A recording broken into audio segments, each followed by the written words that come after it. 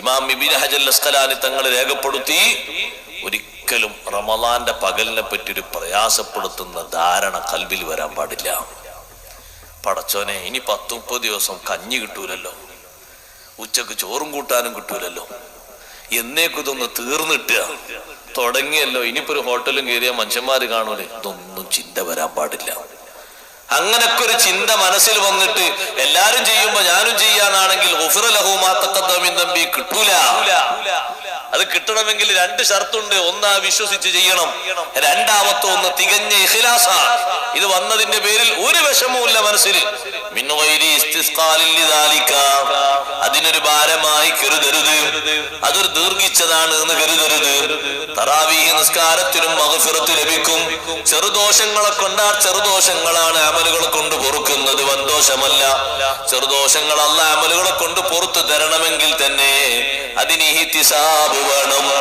ഒന്നാമത്തെ റക്അത്തിൽ കൈകെട്ടിയപ്പോ ചിന്ത വന്നു, പടച്ചോനെ, കഴിഞ്ഞൊല്ലത്തെ ഇമാം 8:30 തുടങ്ങിയിട്ട് 9:15 20 തീർന്നിരുന്നു. ഇയാള് പതുക്കെയാണ് പോകുന്നത്, എന്നാ അതൊക്കെ തീർന്നിട്ട 2 റക്അത്തായപ്പോഴേക്ക് നിന്റെ മുഖം വാടി, നീ ഒന്ന് ഹറമിലേക്ക് പോകൂ.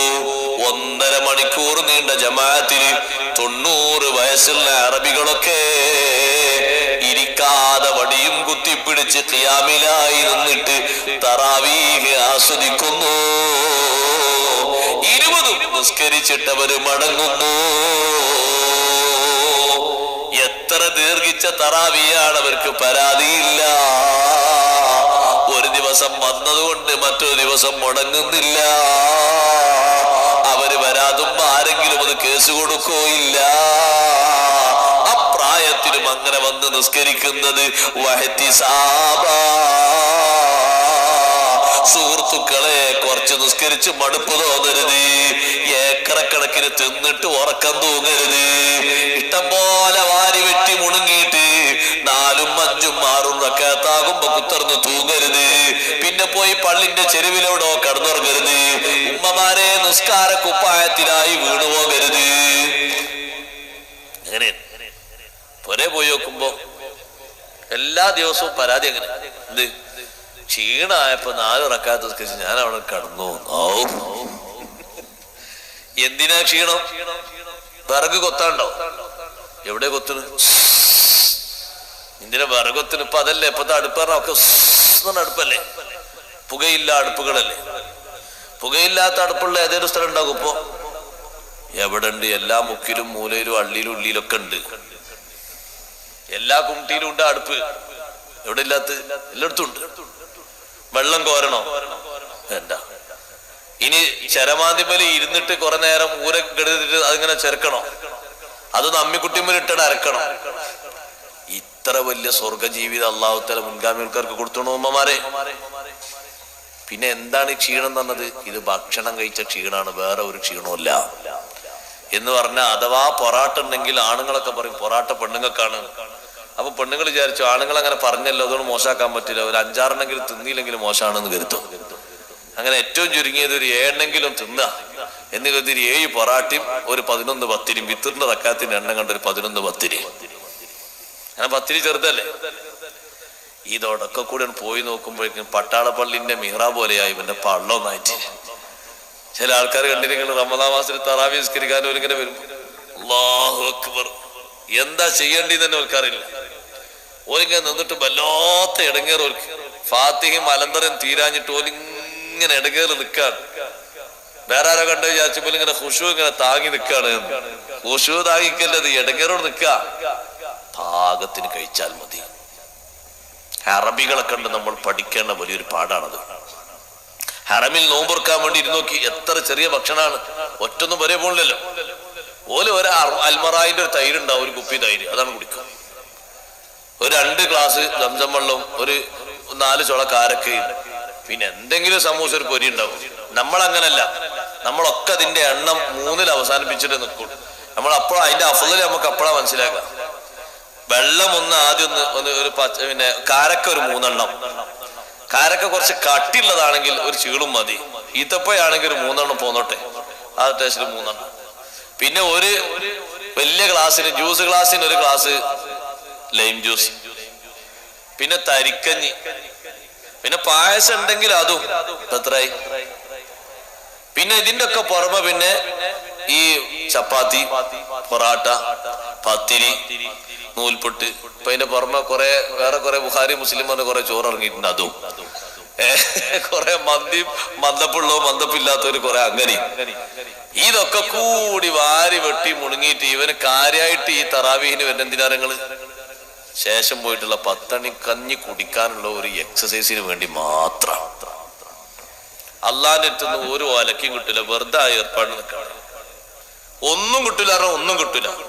ആ പള്ളിയിൽ ഈത്തിക്കാഫ് കരുതിന്റെ അത് കിട്ടും, വേറെ ഓരോ ഒലക്കും നമസ്കാരം. എന്തിനാണിത്? ഇതിനായിട്ട് മാത്രമുള്ള ഒരു മാസം.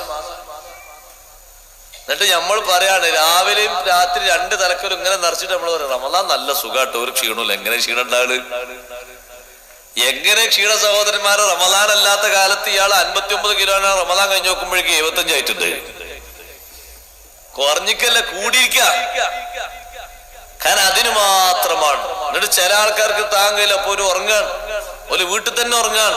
അങ്ങനെ ഒരു ഉറക്കം തൂങ്ങികളാക്കി റമദാനെ കളയരുത്.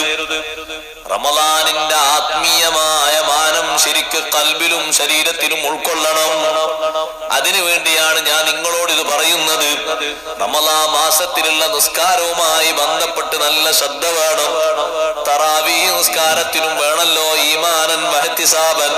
പടച്ചോനെ എപ്പോഴാ തീരാന്ന് കരുതരുത്. തറാവീഹിന് നമ്മളവിടൊക്കെ ഞാൻ നിസ്കരിച്ചോണ്ട് കത്തോതിട്ടാ നിസ്കരിക്കും. ഞാൻ ഓരോട് പറയും ഇങ്ങനെ നിസ്കരിക്കണം, ഇതിന് പാകൊപ്പിച്ച് നിങ്ങൾ തിന്നു വന്നാൽ മതി. ഇന്നങ്ങൾ പിരാകിയിട്ട് ഒരു കാര്യമില്ല. സൗകര്യമുള്ളവരൊക്കെ ഇഖ്ലാസോടെ കൂടി നിസ്കരിച്ചു. ഏറെ നീട്ടുന്നില്ല, പാകത്തിനുള്ളൂ. ഒരു പേജ് ഓതാൻ അത്ര തോന്നുണ്ടോ? മട്ടത്തിൽ ഫാത്തിഹ ഓതുമ്പോഴേക്ക് പിന്നാകെ 2 ആയത്തോ 3 ആയത്തോ കേൾക്കാണ്ടാകും. ഒന്നൊന്ന് കേൾക്കുമ്പോ അതിന്റെ ഭംഗിയല്ലേ? ഒരു പേജ് ഓതുമ്പോ മാമൂമ ഫാത്തിഹ ഓതൂലേ? ഫാത്തിഹ അങ്ങനെ കറക്റ്റ് ആയിട്ട് ഓതുകയാണെങ്കിൽ മറ്റേതെങ്ങനെ ഫാത്തിഹ ഓതണം? മറ്റേ ഫാത്തിഹ ഒരു പട്ടം പറക്കുമല്ലോ, പറ പറ പറ പറ പറ എന്നാണ് ഓതുന്നത്.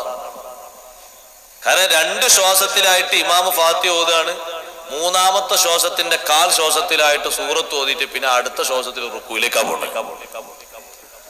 അങ്ങനെ തീർക്കണേ. അങ്ങനെ അങ്ങനെ അങ്ങോട്ട് പോവാണ്. ബിസ്മില്ലാഹിർ റഹ്മാനിർ റഹീം അൽഹംദുലില്ലാഹി റബ്ബിൽ ആലമീൻ അർറഹ്മാനിർ റഹീം മാലികി യൗമിദ്ദീൻ ഇയ്യാക നഅബുദു വഇയ്യാക നസ്തഈൻ. ആരും പരാതിയറില്ല, കാരണം വേഗം തീരണം.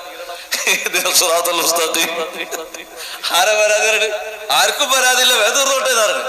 സിറാത്തൽ ലദീന അൻഅംത അലൈഹിം ഗൈറിൽ മഗ്ദൂബി അലൈഹിം വലദ്ദാലിൻ. ആമീൻ. ബിസ്മില്ലാഹിർ റഹ്മാനിർ റഹീം ഖുൽ ഹുവല്ലാഹു അഹദ് അല്ലാഹു സമദ് ലം യലിദ് വലം യൂലദ് വലം യകുൽ അല്ലാഹു അക്ബർ. ഇത് പറയുമ്പോ ബാക്കിലുള്ള മാമൂമെന്തായി ഓതുന്നത്? ഒന്ന് പതുക്കെ ഫാത്തിഹ ഓതുകയാണെങ്കിൽ മാലിക് യൗമിദ്ദീൻ അല്ലാഹു അക്ബർ. എല്ലാ റക്അത്തിലും ഓ മസ്ബൂക്കാണ്. എല്ലാ റക്അത്തിലും ഇമാമിന്റെ കൂടെ മുവാഫിഖല്ല, മസ്ബൂക്കാ. കാരണം ഫാത്തിഹയ്ക്ക് വിശാലമായ ഒരു സമയം കിട്ടീനോ? എവിടെ കിട്ടുന്നത്? ഫാത്തിഹ അങ്ങനെ ഔല് കേൾക്കുമ്പോൾ അങ്ങനെ കുത്തിക്കേക്കല, മട്ടത്തിൽ ഓതണ്ടേ? അതിനൊരു സമയം ശരിക്കും കിട്ടുന്നില്ല. അപ്പൊ ഓന്റെ ഫാത്തിഹ ഇമാമിനെ ഏൽപ്പിക്കാൻ. ഇനി ഇമാമിന്റെ ശരിയായിരിക്കലല്ലേ പിന്നെ ഏറ്റെടുക്കുള്ളൂ. ഇമാമിന്റെ തന്നെ ശരിയില്ല, പിന്നെ എവിടുക്ക ഏറ്റെടുക്കണത്? തള്ളിയാണ് പോകുന്നത്, ലാപ്സായി പോകും, ഒരു കാര്യമില്ലതിന്. അപ്പൊ ഈ മെനക്കെടുന്ന പണിയിൽ കിട്ടണമെങ്കിലേ അതിന്റെ അധ്വാനം ഉണ്ട്. ഞാൻ ദ്വീപിൽ പോയപ്പോ ദ്വീപേർ എന്നോട് പറഞ്ഞേ, ഇവിടൊക്കെ സാധാരണ അലംതറ കൈഫ് ഓതും, 2-ാമത്തെ റക്അത്തിൽ ഖുൽ ഹുവല്ലാഹ് ഓതും, പിന്നെ 3-ാം റക്അത്തിൽ ലീലാഫി ഓതും, 4-ാം റക്അത്തിൽ ഖുൽ ഹുവല്ലാഹ് 10 ഖുൽ ഹുവല്ലാഹ് ഓതും. അതിനപ്പുറത്ത് അലംതറ മുതൽ ലാസ്റ്റ് വരെ 10 സൂറത്താണല്ലോ. അങ്ങനെ 10. എന്നോട് ഇമാമുക്കാൻ പറഞ്ഞു, ഞാൻ പറഞ്ഞു നിങ്ങൾ ആ ഖുൽ ഹുവല്ലാഹ് ആവർത്തിക്കണം, എനിക്കറിയില്ല, അതൊക്കെ നിങ്ങൾ നേർച്ചക്ക് ആവർത്തിച്ചോളി. ഞാൻ വല്ലുഹ മുതൽ താഴോട്ടുണ്ട് ഓതും. അതിന് സൗകര്യമുള്ളൊരു കൂടിക്കോളി, അല്ലാത്തൊരു പൊയ്ക്കോളി. ഒറ്റൊന്നും പോയില്ല. നിസ്കാരം കഴിഞ്ഞിട്ട് ഞാൻ അവരോട് ചോദിച്ചു, ആ സ്പീഡിൽ പോകുന്ന ഖുൽ ഹുവല്ലാഹ് അലംതറ ഓതിയിട്ട് നിങ്ങൾ ആരോ ഫാത്തിഹ ഓതലുണ്ടോ? അപ്പോൾ ഞങ്ങൾ ഫാത്തിഹ ഓതലെന്നല്ല, കാരണം ഞങ്ങളെ ഫാത്തിഹയൊക്കെ ഇമാമിനെ ഏൽപ്പിക്കലാ. അവര് പറഞ്ഞോട് ശരിയാണ് പറയുന്നത്, ഇമാമിനെ ഏൽപ്പിക്കലാണ്. അതെങ്ങനെ? 1-ാം റക്അത്തിൽ അല്ലാഹു അക്ബർ എന്ന് പറയുമ്പോൾ ഇമാം റുക്കൂ പോയി, ഇയാൾ റുക്കൂ പോയി, ഫാത്തിഹ ഇമാമിനെ ഏൽപ്പിച്ചു. 2-ാം റക്അത്തിൽ ഇയാളിങ്ങനെ എണീറ്റ് സുജൂദ് കഴിഞ്ഞ ഇയാളിങ്ങനെ എണീറ്റ് വന്ന് ഇയാളിങ്ങനെ പതുക്കെ ഫാത്തിഹ ഇങ്ങനെ ഓതി പോതിയാകുമ്പോഴേക്കും ഇമാം റുക്കൂ പോയി, പിന്നെ ഇയാളും പോയി. എല്ലാ റക്അത്തിലും ഫാത്തിഹ ഇമാമിനെ ഏൽപ്പിച്ചു. ഇമാമിന്റെ ഫാത്തിഹ ശരിയല്ല, അപ്പൊ ഇയാളെ ഫാത്തിഹ ഏറ്റെടുക്കാൻ ആരുമില്ല. 4 കൊറ്റത്തിലായി. ആലോചിച്ചു നോക്കി. ഇജാതി പരിപാടിയുള്ള ഒരു കാര്യമില്ല. നിസ്കരിക്കണതിന് മട്ടത്തിൽ നിസ്കരിക്കണം. അല്ലാഹു തആലാന്റെ പൊരുത്തം വിചാരിച്ച് സൂക്ഷ്മതയോടെ നിസ്കരിക്കണം. ആ റമളാനിൽ 20 റക്അത്ത് നിസ്കരിച്ചിട്ട് ഒരു പാവം പുറത്തിട്ടില്ല, പിന്നെ ആ പണിക്ക് നിൽക്കേണ്ടിയിരുന്നു. എന്നാ പിന്നെ വേറെ ആർക്കെങ്കിലും പോയിട്ട് ഒരു പാടം കൊത്തി കൊടുത്തിട്ടാണെങ്കിൽ ഒരു കൂലി ചെയ്യുന്നു. അള്ളാഹു